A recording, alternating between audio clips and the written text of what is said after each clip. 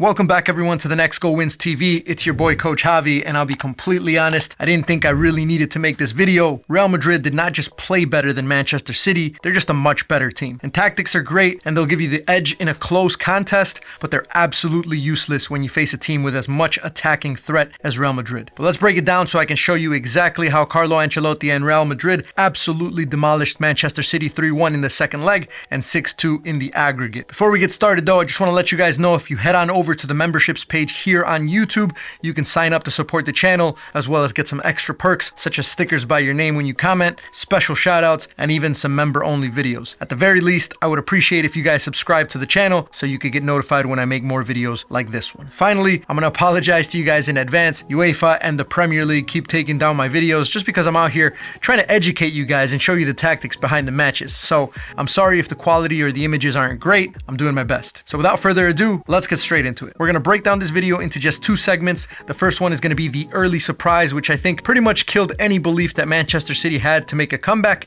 And the second one is going to be the player freedom of Real Madrid and how they found ways to isolate themselves in different parts of the pitch to break City down.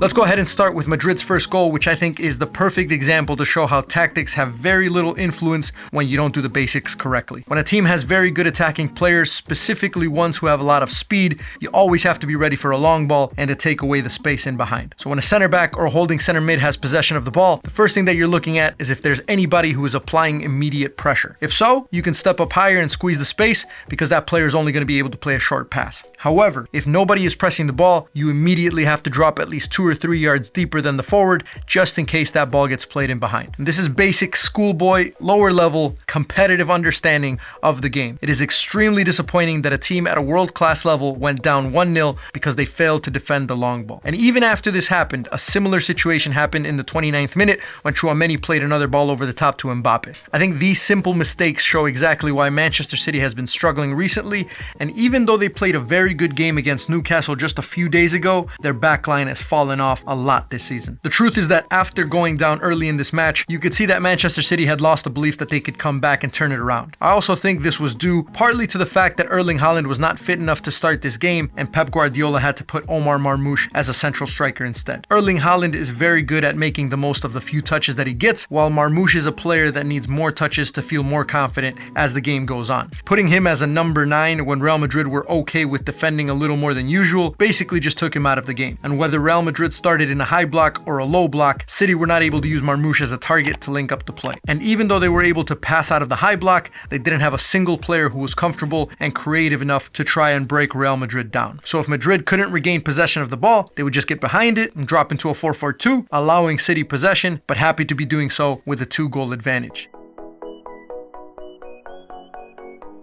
And so here's where Real Madrid separate themselves from the rest of the world. If you think about any top team in the world, you can identify 1 or 2 players at the most who you need to shut down in order to have a good game against them. Liverpool has Mo Salah, Chelsea has Cole Palmer, Arsenal has Martin Odegaard or Bukayo Saka when he's healthy. Real Madrid has Jude Bellingham, Kylian Mbappe, Vinicius Jr., and Rodrigo. Every single one of them was enjoying how much freedom they had with that 2-goal cushion. In the second goal, Rodrigo nutmegs Kusanov before Mbappe sends Guardiola to get a hot dog before he scores. Manchester City failed terribly at eliminating the space that these players had by the time they got the ball to their feet, and Mbappe and Vinny Jr. showed up in way too many positions where they weren't being marked tightly. In the third goal specifically, you can see Guardiola motioning to the back line that somebody should have been closer to Mbappe right before he receives, does a scissors, and cuts inside for a finish. And so the disappointing part was that once Real Madrid went up 2-0 in just the 33rd minute, the rest of the game was pretty pointless to analyze. Manchester City gave up and Real Madrid put the dagger in with a third goal. Just another day in the office for Real Madrid, and if I was Pep Guardiola, I'd be extremely disappointed in not just the performance, but also the attitude, which to me is even more important. For example, McAtee comes in, fouls Camavinga for no reason, and then kicks the ball away, wasting his own time and looking absolutely stupid in the process. But I do want to give all the credit to Carlo Ancelotti and Fiorentino Perez. Real Madrid is the only team in the world that never has to go through a rebuilding process because of how well they recruit and build the team. They're always thinking at least 5 years ahead with their recruiting, and they do a very good job of making sure that the egos of the players never take over or cause too many issues. On top of that, they support the development of the players, and rarely have I ever seen a world-class player go to Real Madrid and flop so hard that they have to get traded somewhere else. This is why Real Madrid was voted Club of the Century, and why I think they have very good odds of once again winning the Champions League this season. So if you guys appreciated this tactical analysis, please consider subscribing so you can get notified every time I do one of these videos. I'm also doing a lot of pre-match previews as well as post-match thoughts and reactions, so anytime there's a big game on, you guys already know this is where to find all of that content. That's it for this one, and we'll catch you guys in the next one.